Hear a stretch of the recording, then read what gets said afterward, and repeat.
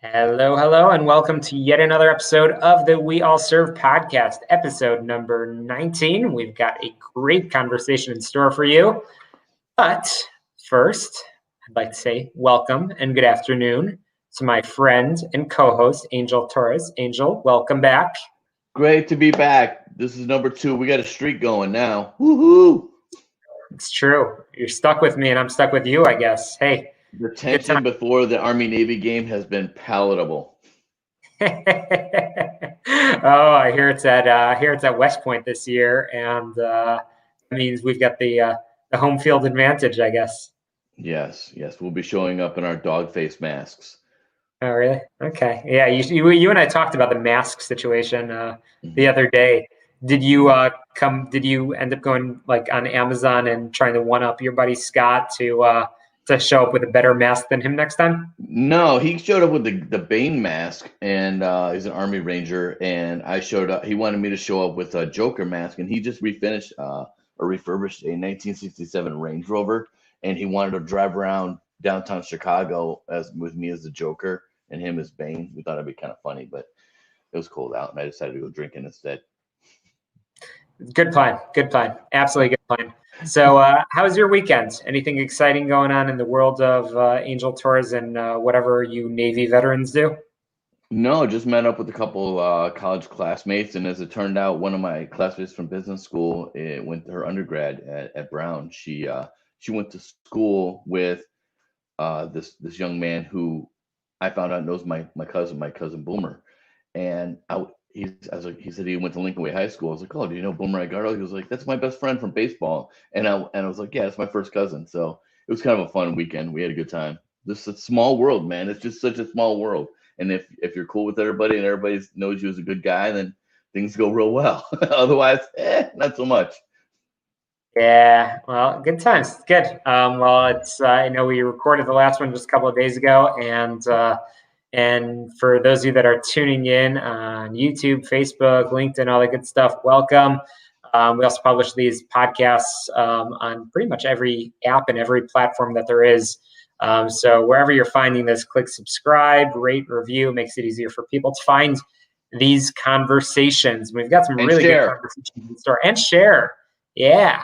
We got some really good conversations in store. Some really, really good conversations. Angel's getting mad at me because I'm booking these things, left and right. But I get inspired. We've got some awesome people that are contacting us. Some leaders, veterans, amazing people making a difference in the community. Awesome feedback from our last conversation.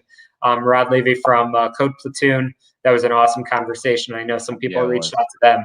So good stuff. So super impactful though, Shalom. I mean, the level of and caliber of people that are coming on your podcast and reaching out, I think the good measure of how effective and how impactful this podcast is the people that we're able to reach and connect and provide information, and this platform just serves to do all those things and to connect with people. So I'm really excited about it and what's coming up. Hey, absolutely. But you just said, you just used a word that's one of my pet peeves. You just said your. I always hate when people say your or their. How about this? This platform? This platform, that works. No, we're in this together, man. And it's a pleasure and an honor to have you. And it's a good time. So today, unfortunately, my friend, you are outgunned and outnumbered because I got an Army vet joining us for the conversation. Are you ready for me to bring her on the screen? At that point, you will be absolutely outnumbered. It's normal. My last job was I was working for the adjutant of the Army before I retired, and I think that kind of drove the decision to retire. That working with you would probably do that. I get it. Let's bring Ruthie in.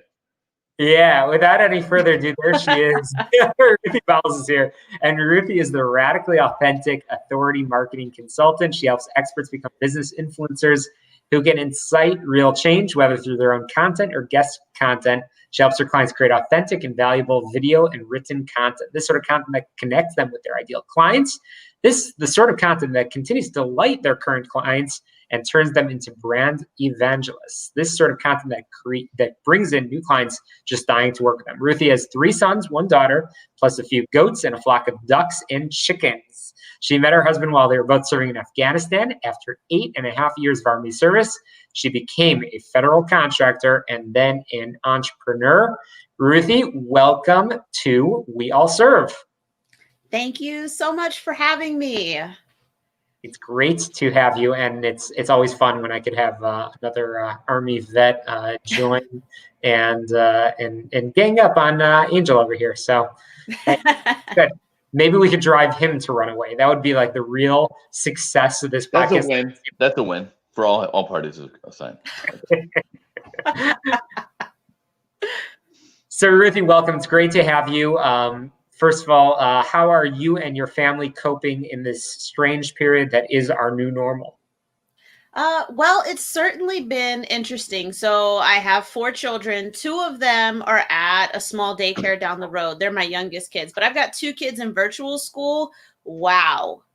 Like if tech can go wrong, it will go wrong during virtual school for sure. So I mean, that's been interesting. My husband was home for like 6 months. And I mean, I was grateful that he was still getting paid, but, wow, 6 months of just everybody like in my face. Like I work from home so people aren't in my face. And that is what happened. I was a bad student. And I tell you what, when I think about being a kid and having COVID, I was like, man, it's going to be awesome. No, we're at home, so there's no bullying. And if I could just blame stuff on the internet going down, that's cool. And I can get away with a whole bunch of stuff. Man, I'm never doing my homework ever. You know, my wife and I were just saying that I would probably be horrible. We would both be horrible students if we were like in school right now. This whole period would not go well. So I'm in awe and a little bit worried about the future of this generation COVID that's coming through. And more power to you as a mom of 4 for dealing with technical difficulties and all the other things that come along with this world of COVID. I think all they have to do to raise taxes is go to Ruthie and say, Ruthie, we need you to champion higher taxes for teachers. And she'll be like, yes, pay them lots, take my damn kids. Yes, do that. Yeah, for real. Like oh my goodness, like I am all about teachers. Like if you ask the people right now, like I told my husband already, I was like, hey, it was about halfway through, right? So about 3 months. And I'm like, I think the new measure of how many children you should have, like the standard should be, okay, if you can spend months with them at a time in your house and not really going anywhere. And then I looked at him and I said, I might sound horrible for saying this, but I think we had too many kids for quarantine. And he agreed. So I guess maybe he's horrible for agreeing. But I was like, yeah, we have too many kids for this. Oh, yeah. That's real. Ruthie, as to quote Julie Andrews in Sound of Music, let's start at the very beginning, and let's get let's start with where are you from, and how did you end up getting to the to a recruiter's office to join the United States Army? So I'm actually from California, but I was born in San Diego because both of my grandfathers were in the Navy. That is how my parents met. They were stationed in San Diego. Yeah. And the rollerblade spin. I have rollerblades on the bottom of my chair. Very exciting. And we moved to Pennsylvania, where my dad's dad is from, when I was about 13. And I actually joined the Army from there. My high school was just doing ASVABs, I guess. And they were like, well, if you've been preparing for the SAT, you might as well just take the ASVAB. I had absolutely no intentions of joining the military. I was planning on going to college. I, had gotten a couple of scholarships. I was going to go to college. But I scored really well on the ASVAB. I did not end up at a recruiter's office. They ended up at my house. All of them. At my house. And the Marines and the Navy, I told them no, because at the time so my hair is pretty long now, but my hair was down to my hips when I was in high school. And they were like, yeah, we're going to have to cut your hair though. And I'm like, what do you mean? what do you mean, like, cut it? They're like, yeah, it's like here. But just one time I was like, nope, bye. Bye, Felicia. Like, don't come back. Like, I'm not cutting my hair. And then I have one older brother, and he was already in the Air Force. So the Air Force recruiter, I was like, well, I don't want to join the Air Force because my big brother already did it. And I don't want to do that. And so then I joined the Army. Like, it was complete. Like, that was my process of elimination. And thinking back, I don't think I put enough thought into that, maybe. But I can't say that I regret all good the choice. choices went to the wayside, and the Army was left. Okay, got it. Yeah, basically. And so that's how I joined. I was going to do cultural studies in college. I hadn't yet picked the language, but I was going to do cultural studies because I already knew that I loved language and culture. I wanted to travel, and that's what I wanted to do. Joke was on me. But the Army was like, well, we have positions for that. Well, we'll send you to the language school and everything. And I was like, oh, okay, that sounds great. They tried to bait and switch me at the end towards the end. And they were like, well, you're going to be competing against people who have gone through college and stuff. So it might be better if you sign up to build helicopters. And I'm like, I don't care what the ASVAB because that's just like languages. Yeah, I was like, I don't care what the ASVAB told you. Like, I don't care how high that score was. I do not want to build helicopters. Now, they might have got me if I could fly the helicopters, but I didn't want to build helicopters. They got me, Ruthie. They got me. So I told them, and so they were like, well, you're going to be competing with these college graduates, so, good luck. I'm like, okay, well, I think you guys forgot that I had scholarships to college, and I didn't tell them that I wasn't coming yet, so I'll just go do that. And then, like, a week later, they're like, we got a language spot for you. I was like, yeah, amazing. I bet you did.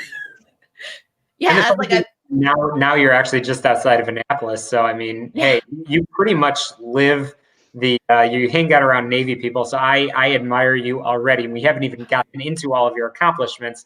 The fact that you can sort of coexist in that environment is very impressive. It's like going home and you hear her dad and mom and stuff was already there, her grandfather and her grad. It's like going home.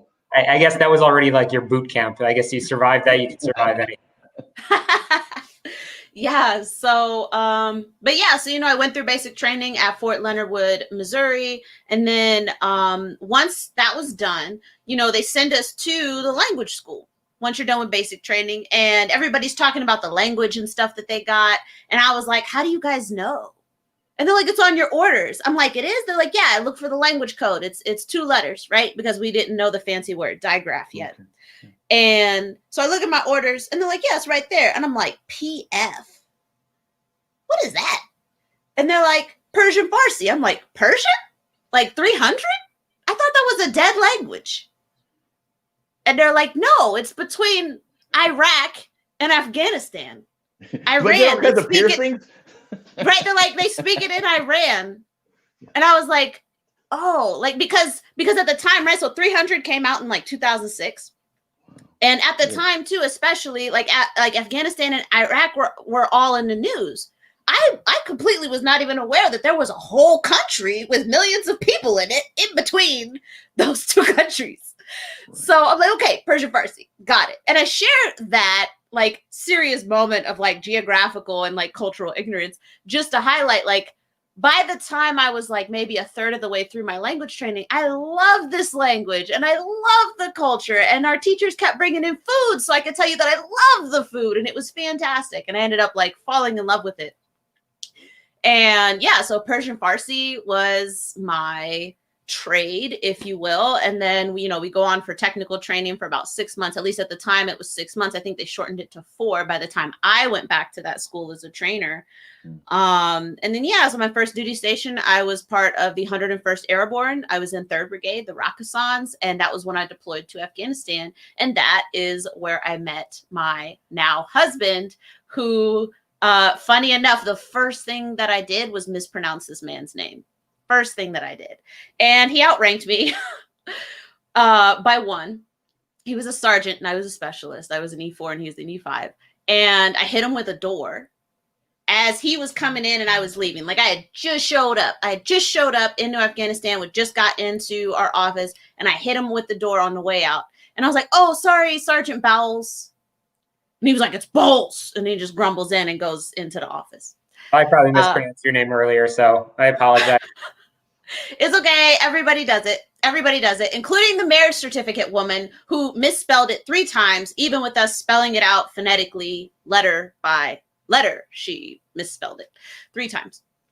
So yeah, and that's how we met. I was in Afghanistan for 12 months. He was stationed in Colorado. I was, and then I was originally stationed in Kentucky. I ended up PCS in Georgia, where I got to be on a joint service base, worked with, airmen, Fort Gordon? Marines, yes, Fort Gordon, and sailors. And so that was my joint service base there. And that was awesome. Got to use my language, and I got promoted to staff sergeant there by the time I was at about 4.5 years in. And then I ended up back at Goodfellow Air Force Base to be a trainer. And that is actually where I got out of the Army. I was planning on retiring, but my husband was going to go get a job in Maryland. So I was going to have our 2 kids, and he was going to be in Maryland. And exactly 7 days, 1 week before he left, I found out I was pregnant with our 3rd child. And I was like, yeah, I'm not going to be able to do this by myself. Training base and then having a newborn, can't do that. So that's how we ended up in Maryland, actually, once I got out, we ended up in Maryland. Then I became a federal contractor. They said no options for promotion because of the way we were set up in these like little language groups. Yeah. And so I was like, oh, this is not going to work. And then I ended up, I was consulting part-time for marketing, of all things, which I had no experience in. But like any other service member or veteran might be able to, you figure it out. Like, you just make it happen, right? And then that's what happened. And then once I was pregnant with my 4th child on my maternity leave, I went from part-time to full-time, and then I quit. Yeah. Is that all? No, that's the first half. Now it gets good. Yeah, so that's like the super condensed version. So much stuff happened in between there, but it was a wild ride for sure, and it's still going. That's the beauty of it, isn't it? It is. Where'd you go? Fort Meade? Is Fort Meade? Is that where he ended up? Yes, yeah. He got his job at Fort Meade. I was at home for a while, and then we decided, okay, so we were trying to get back down to Georgia because of cost of living, and it just wasn't happening. By the Masters, right? Yeah. Oh man. And I have my family lives in South Carolina now. And then because I was stationed there for like 3.5 years, I had a really good network of people I knew in and out of the military. So I just really wanted to go back to Georgia for cost of living and the network and stuff. But we just could not seem to get out of Maryland. So we decided to go ahead and just accept it. And we decided to buy a house. And that's how I ended up going back to work as a federal contractor, doing the exact same thing that I did while I was in the military.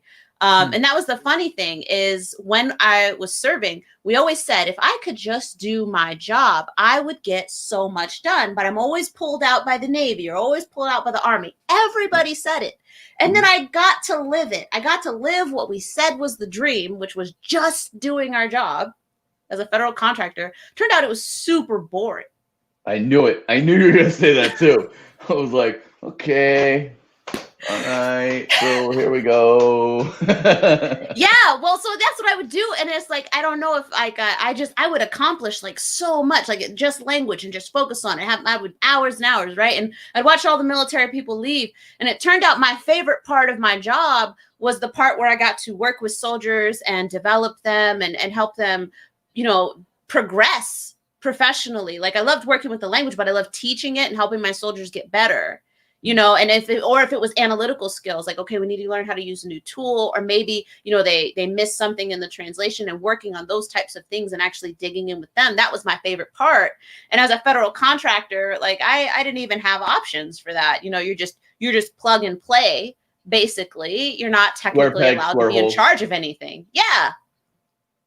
I'm curious though, because I know your business model is based on marketing and business development things. And I'm trying to understand how that converts. I mean, we talked about, you ended up doing marketing for the federal government and stuff, but how do you make that change to entrepreneurship transition? Because entrepreneurship is terrifying. And every day I'm scratching my head going, so how do you make that change and embrace it and thrive? Obviously, you need a good, strong support network, but what could you walk me through that? Yeah, sure. So I think it helped a lot that I was able to start it part-time. So like I wasn't sitting at home being like, oh, how am I going to pay for things this month? And so I got to make mistakes, charge too little, not know my worth, get ghosted by bad clients, all that stuff. Yeah, like I got to do all of that stuff while I still had my contracting job with the government, right? Doing translation. So that was something I got to do. And then I got to grow and progress and kind of do like a crash course through like entrepreneurship and even marketing, and learn what it felt like to get results for clients and to try things I hadn't tried before. And then, to take that and use it as feedback to improve and to iterate on my processes.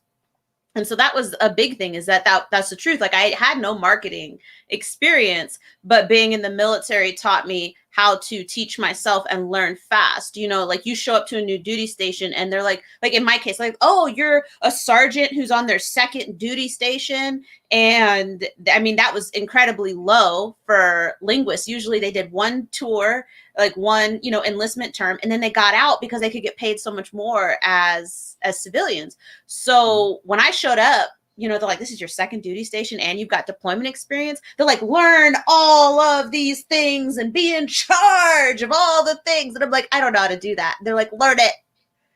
So you just do it. And I was like, well, why can't I use those skills to make it happen for myself, to do something that I wanted to do and wanted to learn? So that was part of my military experience that I embraced.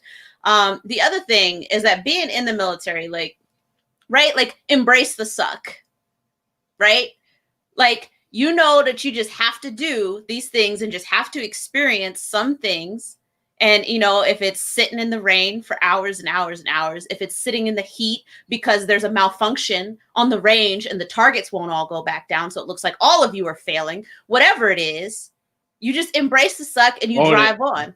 Right. Yeah. Like you have to own it. You just have to move forward.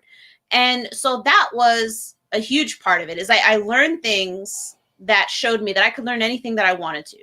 I could learn anything I wanted to if I had the time and the energy, right? And if you don't have time, you make time. And if you don't have energy, you go get some coffee or a Mountain Dew or a Bang or something. Shameless plug, right? Brought to you by Mountain Dew. Right? Like that's what you do. So if you don't have time, you make time. If you don't have energy, you go drink something like, caffeine patch or something. Like you make it happen.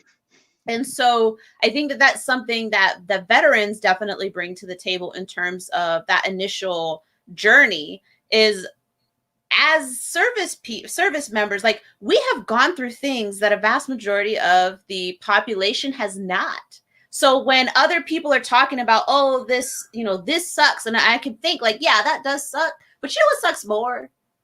Being on the same base that's about 3 miles around for 12 months. That sucks more. That was pretty bad.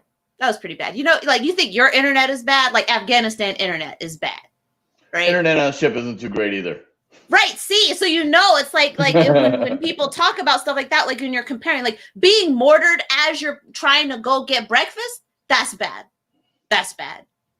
Like so. All context and perspective. It is, and so I think that by having a much lower bar, or maybe a higher bar, in terms of what truly sucks, it allows you to be resilient when sucking is like right here. And you're like, the worst I've ever been through is like all the way up here. So down here is not that bad.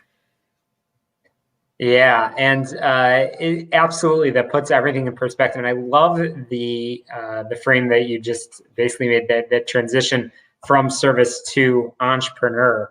And that's something we don't hear enough about, and how you essentially created your own destiny, which is exciting, and that entire journey.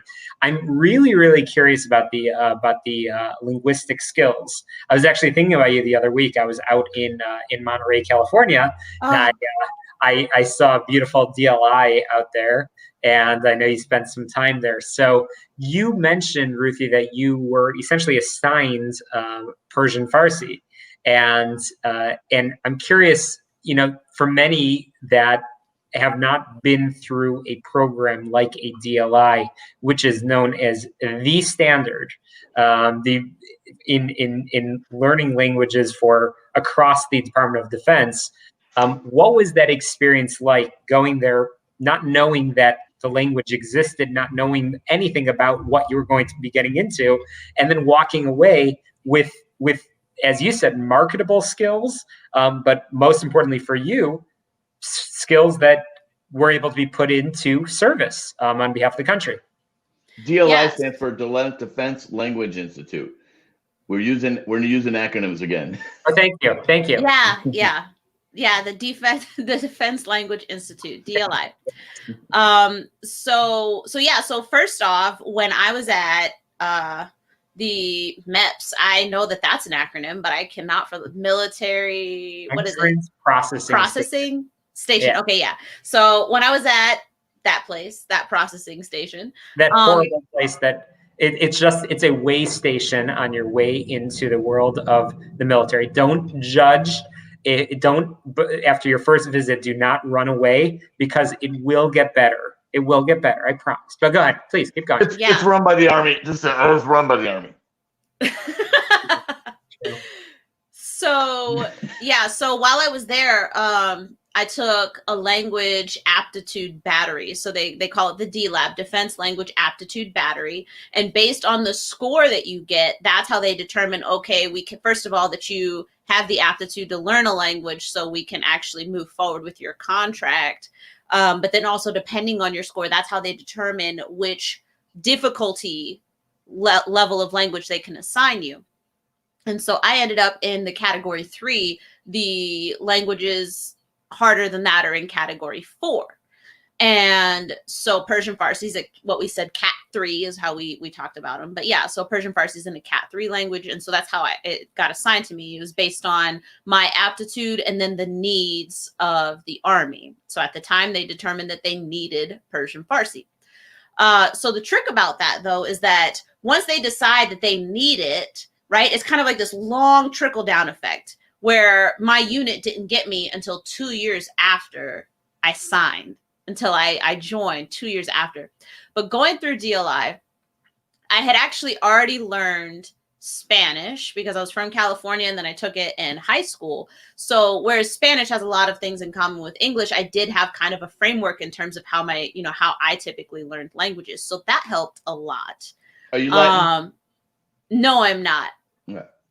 Just from San Diego. So it's just, and there are lots of people who spoke Spanish at my school, and I get that question a lot though. And then when I tell people not in the military that I used to be a translator and that it was Persian, I always get asked if I'm Persian, which I am also not. I don't know. I'm boring, I guess. My mom is white and my dad is black, and this is what I look like. Boring isn't what I would associate you with at all. Thank you. I appreciate that. So the language school. So first of all, it's 6 hours a day for the most part, 5 days a week, with some holidays of you learning language, 3 hours in the morning, 3 hours in the afternoon, and you get a break for lunch. And then if you're not good at it, then they give you study hall.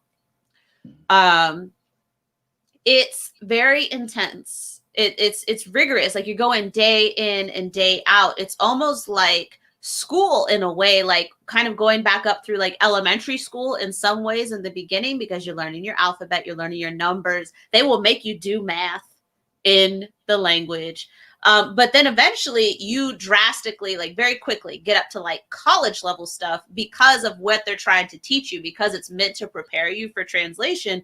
Now we're reading and translating articles and audio on political events and historical events and cultural things. And so we went from learning, I see Jane run or whatever to going to, and today in today's news, President Bush did this, this, and this, and this, and then the Iranian plant IED.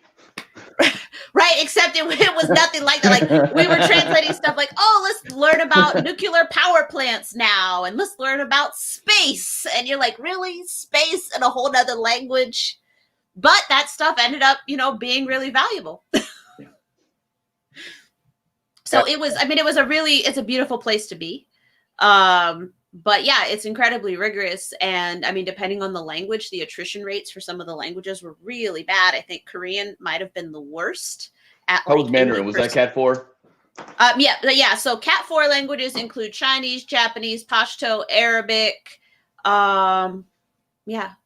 Was there 4 or 5? Arabic, Pashto, because Pashto got added, and then Chinese, Japanese, Korean. So there's 5 if you include Pashto. So those are the Cat 4 languages. Funny note, it always used to go around the English. If it was categorized there, it would be a Cat 5. Wow. Hey, I always wanted to ask, now your business, when you describe it, it's a radical and authentic company. And I want to know, because there's a lot of stuff going on today in culture about businesses, and how do you maintain, besides the military credibility, where you're like, yeah, you're not going to tell me anything. And I almost, that sense of confidence, like, yeah, okay. Because you got these people that come out of college, very, very far left-wing colleges, and they're, raising the torches and pitchforks and all that stuff. And when you say radical and authentic, you are authentic. I mean, there's no two ways about it. But how do you keep from maintaining the line from being radical and being perceived as a torchbearer, someone carrying a torch and a pitchfork, and just being loud and proud and not authentic? How do you maintain that? Well, so for me, the radical authenticity isn't tied so much to hearing myself. Like, if I am going to sit down and have a conversation with you, whether we have the same beliefs or not, that is my goal, is to sit down and have a conversation with you. So I can show up to a conversation, to an engagement, radically authentic and true to myself without tearing the person I'm talking to down. Wow. Right? Because I can accept, even if we walk away, like, it is not my goal to convert you. It is not. Because my goal is to try and view it even from your perspective. So I don't have to be converted to view it from your perspective. Just as anybody who I talk to, they don't have to, I don't feel like they have to walk away thinking like, yep, Ruthie changed my mind 1000%. Now, if I can tell you something from my own experience to give you a moment of pause, then that would be great. But again, like, that's not my goal. It's about being true to myself. And I can do that without tearing down other people. And I think a lot of people forget how is that radical, though? When you think about it, if you were to sit down with one of those crazy left-wing type of people, right? They would do exactly what you expected them to do. How is that radical? So it's radical in that it is incredibly unusual. It's lost in the business space. So in the business space, because I work B2B, the fact that I openly share about my military sexual trauma experiences, that I share about the problems I've had growing up being a mixed woman in America, the problems I've had being a woman in the entrepreneur space, I openly share about those things. And in the B2B space, that's largely unheard of. Largely unheard of, because we've in the business. So B2B is business to business. I realize I just used another acronym, although not a military one. So in the business to business space, I'll allow it.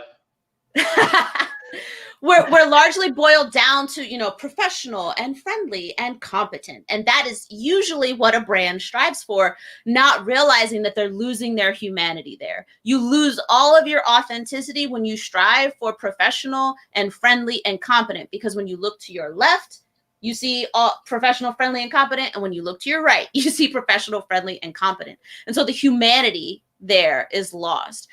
People aren't comfortable fully showing up. There's no connection. And so the radical authenticity isn't so much about being out there and like making people mad or whatever it is, but it's about committing to showing up as yourself. And so when you're able to do that, you develop what we call a personal brand that you can then leverage to grow your corporate brand, but you cannot lose the humanity. And so that's how a lot of business people are separated. Like, they have their business right? Their corporate brand, which is really hard to grow in the face of all these large corporations who have years and years and millions of dollars on you.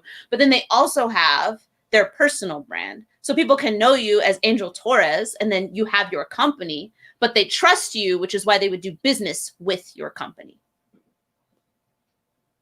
That perfectly explains it. Wow, thanks. Ruthie, is there anybody that you can point to across your time in the military that you would point to as a role model, or somebody that positively impacted both your military career as well as subsequently perhaps that your personal life and professional life? So I had a squad leader when I was deployed. I met her just as we were leaving the States. She had just gotten to the unit and we were deploying. Unhappy day for her. Her name was Sergeant Brown, and I was a specialist. And so she was my squad leader. And I felt like, I mean, it was the first time I had really had a squad leader that wasn't really going to go anywhere either, because up until that point, I'd largely been in training. But she was the first leader I had who really showed me what being a leader in an Army unit meant. And she was the first person who looked at me and said, okay, so when do you want to get promoted? Like, when do you want to go to the board? Like, what's our plan for that? And I was like, what are you talking about? What are you talking about? Me get promoted? Me? And she was like, yeah, you. Like, what do you mean? And she was the person who took me to my Soldier of the Month boards, my Soldier of the Quarter boards. I even competed at Soldier of the Year. But because she looked at me and saw potential, and then helped me work on uncovering that potential and honing my skills and my knowledge, she helped me work on my physical fitness. And because of her, that was actually what led me to do bodybuilding competitions later, because that was one of her goals. And when we were deployed, we sat right next to each other, and she had pictures of different fitness models taped to her desk. And at first I thought she was crazy, but then I kept leaning over like, wow, oh, okay, wow, look at her. And I wanted to be stronger because we were in an infantry unit. And so, largely, the military is a very male dominated space anyway, but being in an infantry unit made it even worse. And then being in an intelligence or better, unit, depending on how you look at it. I don't know. Let me know how you feel getting harassed in the gym. I'm not going, all right? I'm not going to infantry. I'm good. I'll take your word for it. I'm not going there. So that was the thing, though, is I was in an intelligence unit, but we were at an infantry base. And so the intelligence unit kind of had a complex about that. And so they're like, yeah, we all have to be good at PT, just like all the infantry guys. So they stopped making fun of us. Right. And so I was one of my big things. I was like, okay, so then I started getting fit, and she really changed things by just kind of personifying, I think, and everybody has faults, but even with those, I knew that she was always moving from a place of what was best for her soldiers. And she was willing, even as an E5, to look at, higher non-commissioned officers and be like, no, like, you can ask the soldiers to do that, but I'm not asking them to do that, because that doesn't make any sense at all.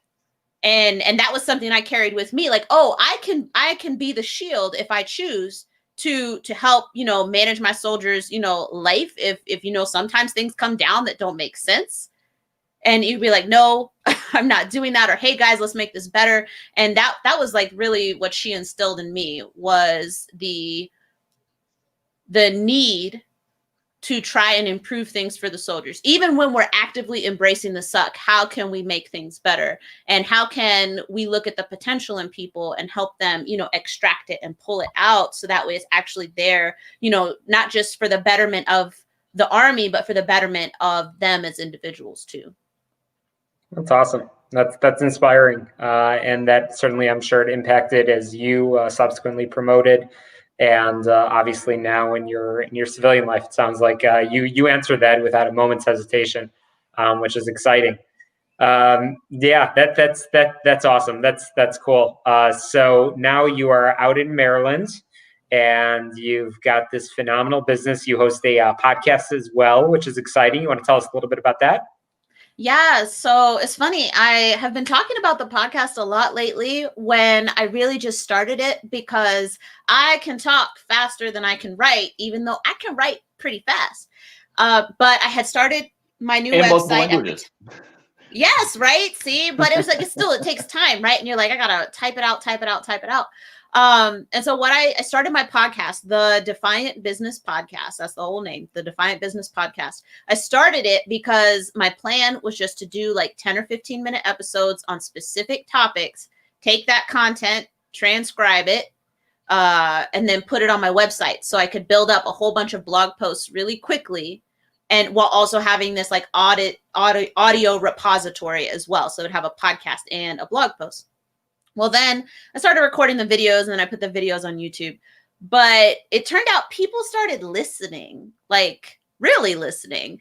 And so I was like, okay, this is neat. And then when I was thinking, okay, now that I've got the content on my website, which is great, how else can I use my podcast? And I was like, well, what if I interviewed professionals in industries in which I would like to work or I have worked, right?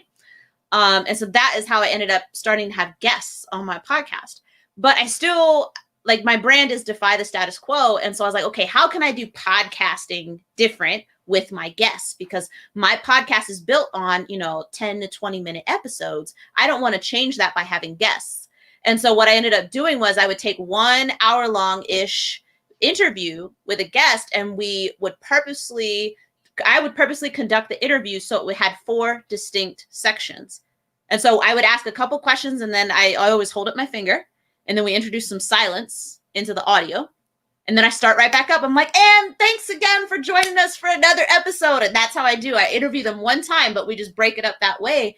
And so each of my guests actually get 4 different episodes focused on specific topics that we establish before we start the interview. And so that's 4 different blog posts. But it also helps a lot in terms of, from what I've heard from my audience, retention on the topics, because it's so condensed and it's so focused, and they know, okay, I remember listening to that bit. Let me go back and find it. And they can go back to the specific episodes versus trying to find it in a longer episode. So I've gotten a lot of good feedback, and I've heard now it's called like micro podcasting or something like that. But I started it just because I could get out a good 2,000 word blog post in about 15 minutes with, just writing down like a little outline and like a book on one page, and I could do a 10 or 15-minute episode. And that's how the podcast started. But the last like 4 months or so, we went from, I think in June, it was at 800 downloads. And now we're about to cross 2,400 downloads here at the start of November. Wow. So people have been loving it these last few months. Thank you. Thank you. That's awesome. So we're beginning to wrap up towards the end of our time together. But Angel, what else would you like to cover? Any final questions? Yeah, I have one that we barely touched on, and it's the subject that sticks out. I know that when we discussed previously and looked at your bio and different things, we talked about the military sexual trauma piece, and some leaders that I've met that have gone through a sexual trauma event, their strength comes in, and their strength comes in owning it and saying, this happened to me. This is not a secret. This is part of my life. And it's given them just unbelievable strength that we just, in the audience, we're just sitting there going, oh my God, this person lived through this. And when you talked earlier about, the resiliency piece, and I'd like to discuss, if you could briefly, just how or when you were able to own it and own that, and describe the process and what it's given you today, and how you've been able to inspire other people. Because I'm blown away. I mean, besides me. Yeah. Okay. So just briefly, so I actually had 2 assaults while I was serving. And it was 2 different people, 2 different scenarios. The first one happened while I was at DLI, and I reported it. I did an unrestricted report, just like they told me I was supposed to. I did do it months after it happened because he was stalking me.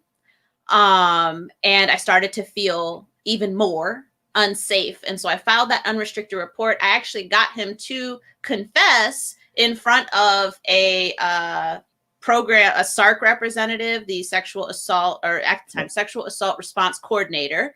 So she was sitting on one side, and the criminal investigative division officer was on the other side, and he was on the phone, and they recorded it on tape. he confessed. And then they were like, yeah, we're going to get you into therapy and medical testing and all of this stuff. And I never heard from SARC ever again. I never heard from the CID ever again until it was time for JAG to do another interview months later, because apparently an HVAC unit malfunctioned and destroyed my big piece of evidence. And instead of getting sworn statements from either of the professionals on either side of me, JAG opted to just collect my statement and then decided it was a he said, she said. And so I found out again, months after that, that the conclusion of my case was that he got a letter of reprimand from the Air Force because he was an airman and I was a soldier. So that was also another problem, is they didn't really know how to handle it because it was joint service and they had decided to, handle it internally or whatever.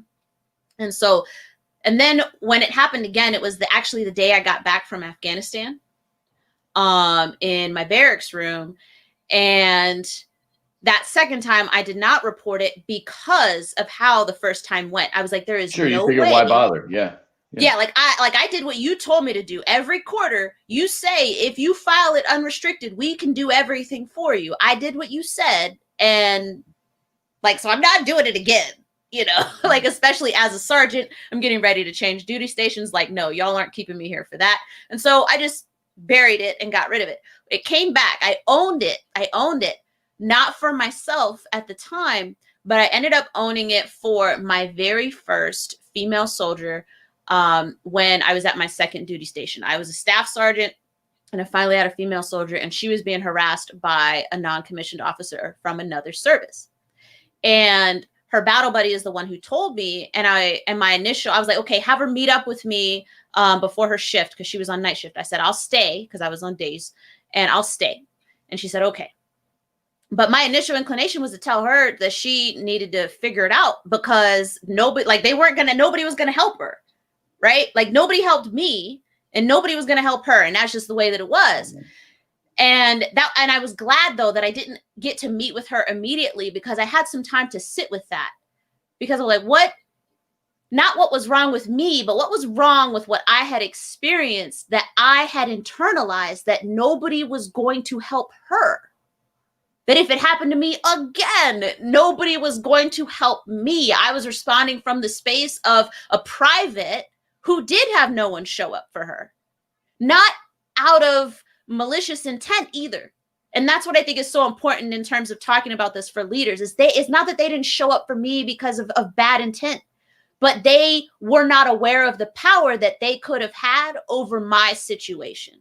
As my leaders, they had so much more power than they realized. And so in between that time, before my soldiers showed up, I realized that I could own that power.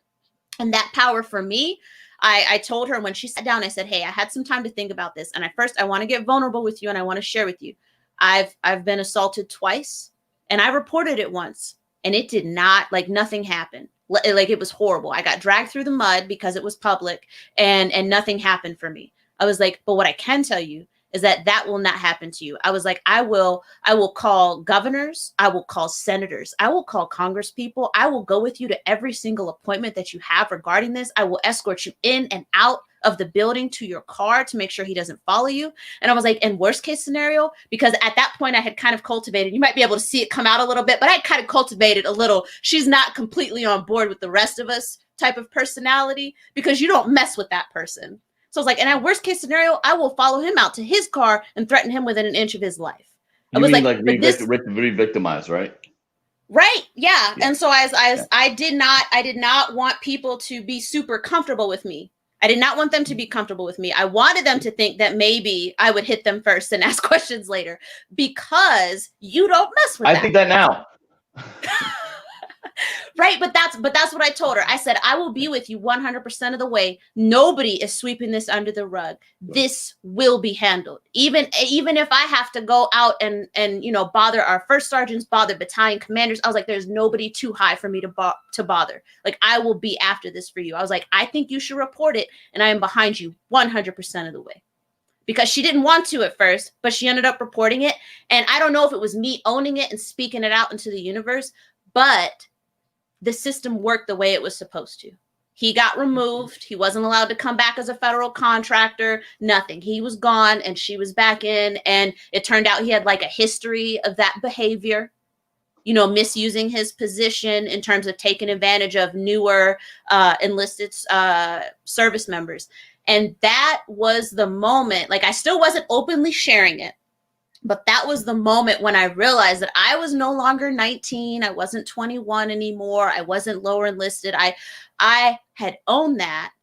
And I knew that for her or anyone else, no matter who it was, I could be that shield, the rock, the hard thing that hit other hard things to make sure that things got done. And so it wasn't until I became a civilian, actually, that I started more openly sharing about it. And every time I do, somebody always reaches out to thank me for sharing and to thank me for being brave. But the thing was, is it wasn't so much like it was hard to confront all of that pain, but sure, I was bearing shame that was not mine. That was not my shame. And I was carrying it like it was.